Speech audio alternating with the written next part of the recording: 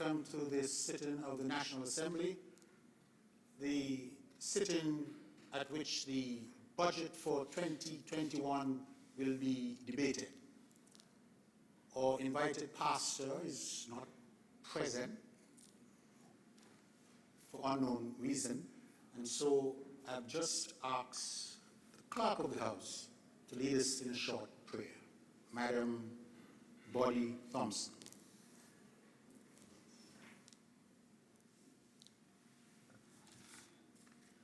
Lord, the God of righteousness and truth, grant to our Queen and her government, to members of Parliament and all in positions of responsibility, the guidance of your Spirit. May they never lead the nation wrongly through love of power, desire to please, or unworthy ideals, but laying aside all private interests and prejudices, keeping in mind their responsibility to seek to improve the condition of all mankind. So may your kingdom come and your name be hallowed. Amen.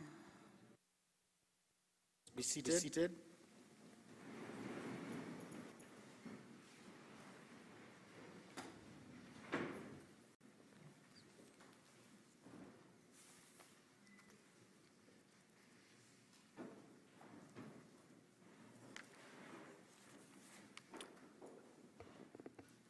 Let's proceed, please. Confirmation of minutes.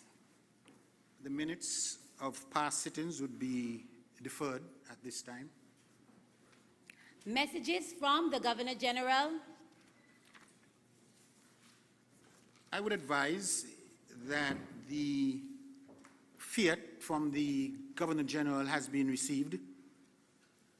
Anytime there is a bill which considers the expenditure of monies from the Consolidated Fund, it requires permission from the Governor General for that bill to be introduced and be debated.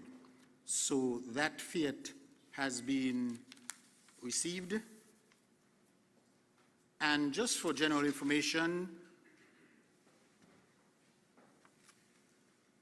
the fiat is first written to the Honorable Minister of Finance, and it says, in pursuance of Section 43 of the St. Christopher Nevis Constitution Order 1983, and acting in accordance with the advice of the Cabinet, I recommend for introduction into the National Assembly the following: Appropriation 2021 Bill 2020, dated the 10th day of December 2020, signed by His Excellency the Governor General, Sir Tapley Seaton. That is my only message from the Governor General.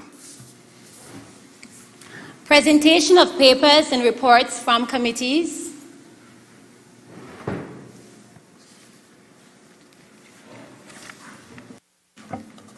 Mr. Speaker, sir, I rise with your leave, and on this occasion it is to present the report of the Director of Audit of the Public Accounts of the Government of St. Kitts and Nevis for the year ended 2019. This report will be laid on the table of the National Assembly in accordance with Section 76, subsection 4 of the Constitution. This report should be forwarded to me by the Director of Audit for laying on the parliamentary table as soon as is convenient after receipt. I would just want to mention in this report on the financial accounts, the Director of Audit has concluded, and I read paragraph 2 of the opinion of the Director of Audit. In my opinion, she writes, the financial statements and notes presented in the public accounts present fairly, in all material respects, the financial position of the Government of St. Kitts and Nevis as at the 31st of December 2019. Mr. Speaker, I take pleasure, therefore, now in presenting an unqualified account from the Director of Audit with respect to the financial statements of the country, that is the government, as at the 31st of December 2019. May it please you.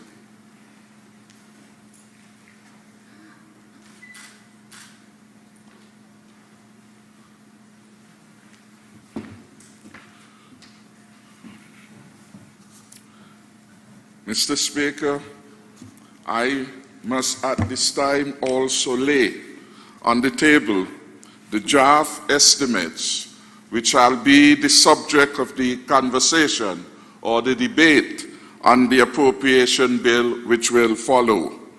The draft estimates for the year 2021 are combined in two volumes.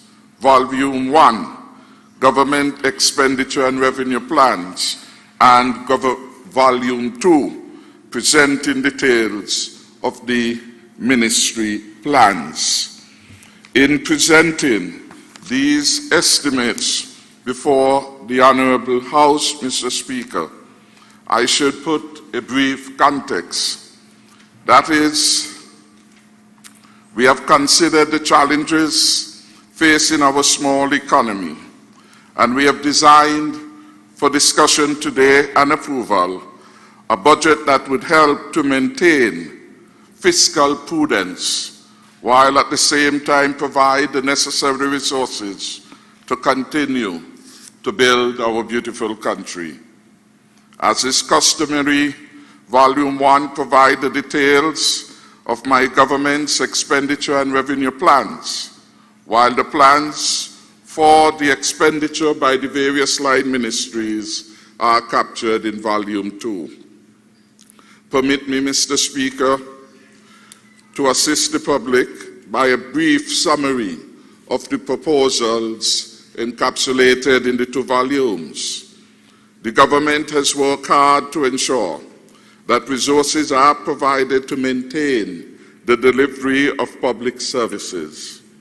In this regard, we are proposing the allocation of $867.9 million. I repeat, the budget this year is $867.9 million to support activities under the recurrent and capital expenditure, as well as to make our principal payments for 2021. We therefore recommend the following allocations, which represents our proposals for both recurrent expenditure, capital expenditure, and principal payments. The Governor General, that office has been allocated $1,722,162. Our Parliament has been allocated $2,598,115. The Audit Office has been allocated $1,251,719. Justice and Legal Affairs, $9,786,179. The Office of the Prime Minister, $80,738,722. National Security, $86,177,834. International Trade, Industry, Commerce, and Consumer Affairs, $5,343,747. Ministry of Finance, $258,096,535. Social Services and Gender Affairs, $38,210,426. Agriculture, Fisheries and Marine Resources, $15,845,890. Tourism and Transport, $34,097,9 $931. Public infrastructure, posts, and urban development, $66,342,776. Education, $103,979,577. Health, $65,914,909. Youth, sports, and culture, $10,365,466. Sustainable development, $26,189,346. Foreign affairs and aviation, $21,777,840. The Office of the Attorney General comes in for $12,646,840.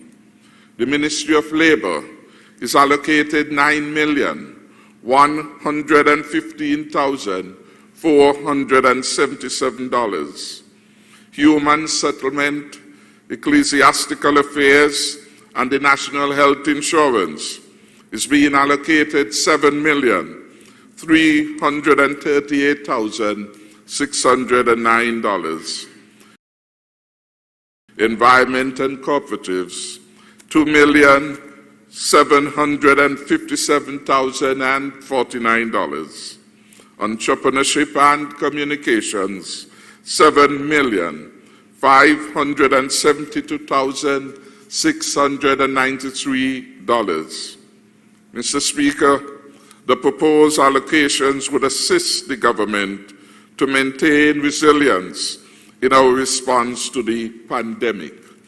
So here we are proposing $867.9 million worth of expenditure across recurrent and the capital budget. This, of course, is up over last year's allocation. Our proposal for capital expenditure, Mr. Speaker, which is in the region of 192. This will be the largest capital expenditure to occur in a very long time, or at least to be proposed. Our capital projects, Mr. Speaker, such as the roadworks, the construction of the St. Peter's Health Facility, etc., etc., we expect that they will stimulate positive growth in the economy, putting our people back to work, creating income for many families, and therefore allow them to, as it were, achieve their particular goals in life. Mr. Speaker, it's important to note that even in the face of the continued threat of COVID-19, we remain resolute in our commitment to build the resilience of our country and to continue on the pathway of transformation of this land that we love so much. It gives me pleasure, therefore, Mr. Speaker, to move the approval of the draft estimates, revenue and expenditure presented today in volumes 1 and 2, and I now accordingly lay these on the table of the Honorable National Assembly. May it please you.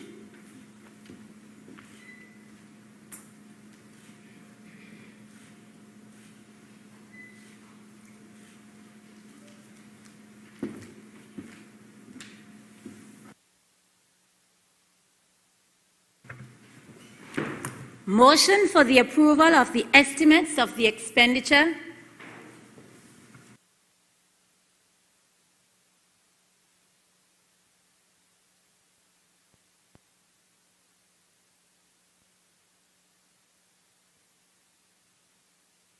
Mr. Speaker, I rise to second the motion. Thank you, honorable members. The procedure we have just observed is in accordance with Section 71(2) of the 71(1), sorry, of the Constitution and 71(2). 71(2), in short, stipulates that once the estimates have been laid on the table and the motion is moved for its approval, and that motion is carried, which I'll put the question in a while, then and only then we can proceed to the next stages of the budget debate. And so the question is that the motion for the approval of the estimates of expenditure be approved. Those in favor? Aye. Those against? The ayes have it. Now that it's been approved by this National Assembly, the next step in the procedure, in accordance with Section 71(2) of the Constitution, in part states that when the estimate of expenditure have been approved by the National Assembly, a bill known as the Appropriation Bill shall be introduced in the Assembly, which in effect is the budget debate. We have just a few other items to consider first before we get to that particular point. Next item, please. Statements by ministers, personal explanations, introduction of bills and first reading,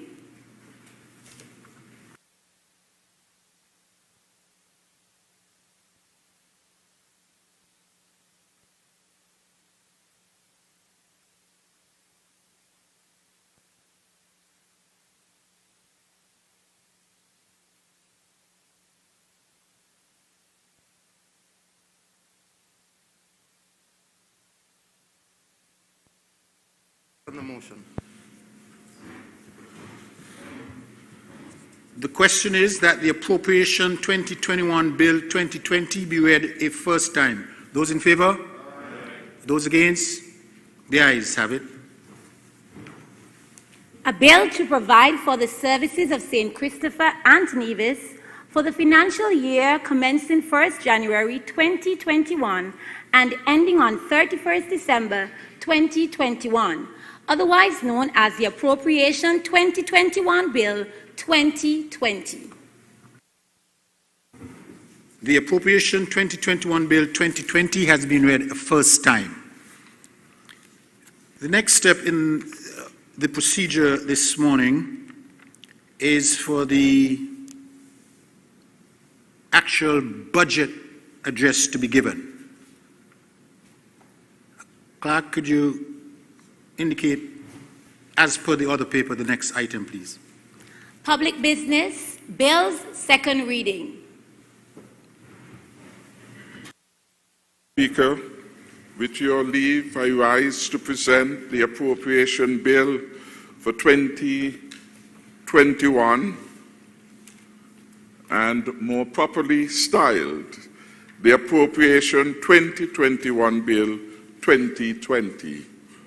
As has been said in the first reading, the bill is intended to provide for the services of St. Christopher and Nevis for the financial year commencing the 1st of January 2021 and ending on the 31st of December 2021.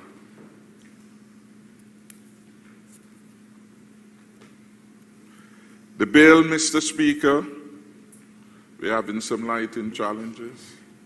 I think it's more than mic, maybe lights also. Probably we should suspend.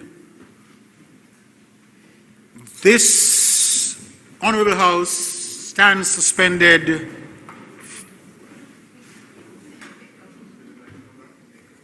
until the lights are back. Then resumes.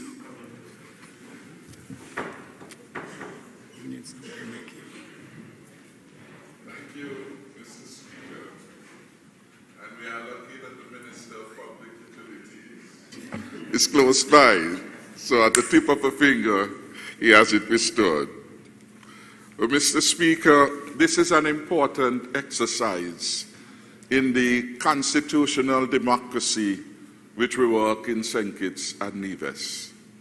The budget everywhere is considered the most important piece of legislation to be debated in a parliament.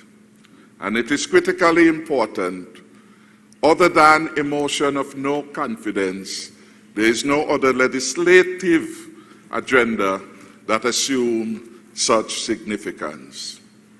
In the context of the Westminster model, the failure to pass the budget is tantamount to a vote of no confidence. And so we come today in furtherance of our good governance agenda.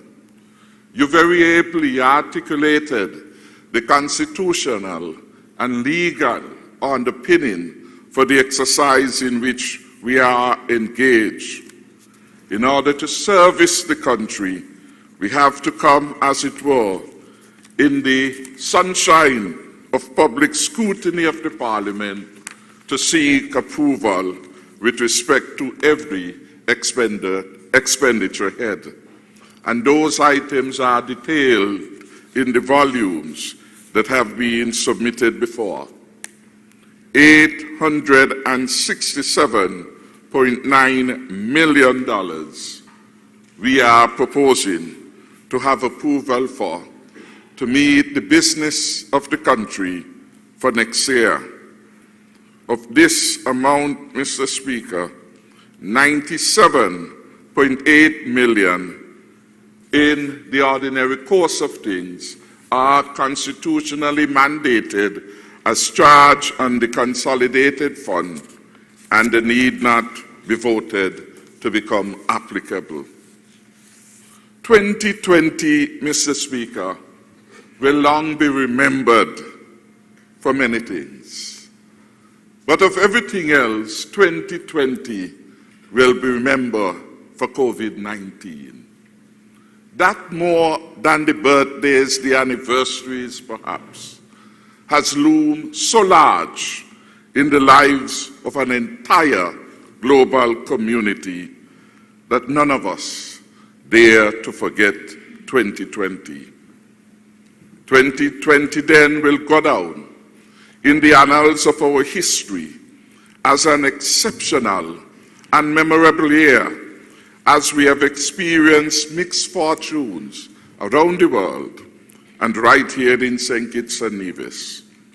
At this time, we should really give thanks to Almighty God for seeing us thus far through what has been a very challenging year.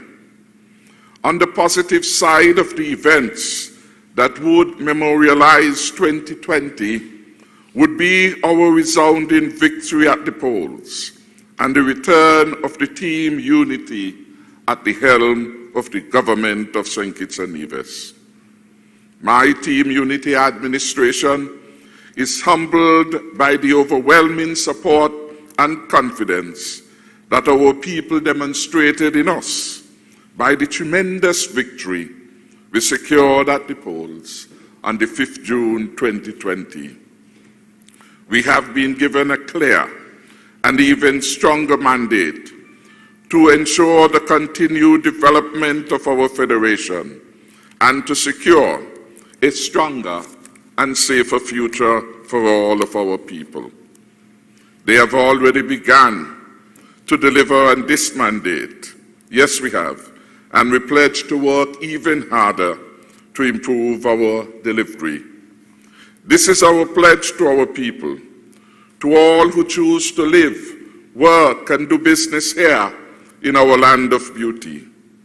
As we seek to honor this pledge, we commit to working with the citizens and residents to build out exciting plans for that stronger and safer future to which the budgetary allocations would help us to fund. Mr. Speaker, all of us here in this honorable House and those listening to this address are well aware that the emergence of the COVID-19 pandemic has impacted every aspect of life across the globe, including right here in St. Kitts and Nevis.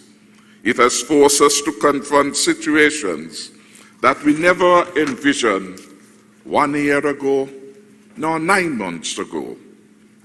The COVID-19 pandemic has severely impacted our economy as it has that of every other nation. My government's top priority is to protect our citizens and residents from the deadly coronavirus. In this regard, we have been guided by the advice of our very capable medical officials, and there is no doubt that we have been very firm in our actions to curtail the spread of the virus here in St. Kitts and Nevis.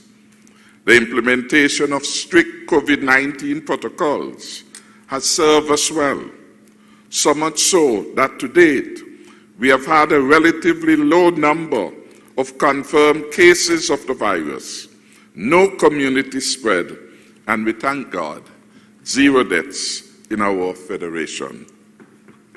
Yes, for this we must give thanks and praise. My government understands the pain that is being felt by some of our citizens and residents.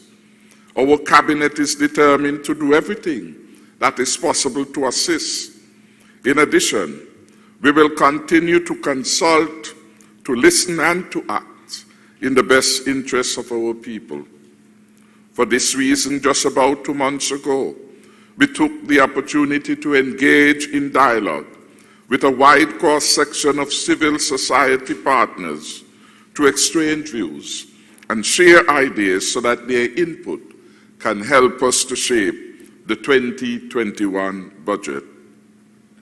We are inspired by the ideas shared by the participants at that consultative session and from other engagements we have had with stakeholders during the course of the year. Considering our experiences during the last 8 months and our long-term vision for the development of our country, we have chosen to anchor the 2021 budget around the theme, quote, fortitude during the pandemic, resilience, recovery, and transformation, end of quote. As a small nation, we have demonstrated great fortitude in facing the COVID-19 pandemic. Our response has made a tremendous difference in helping to preserve lives and livelihoods. My government has designed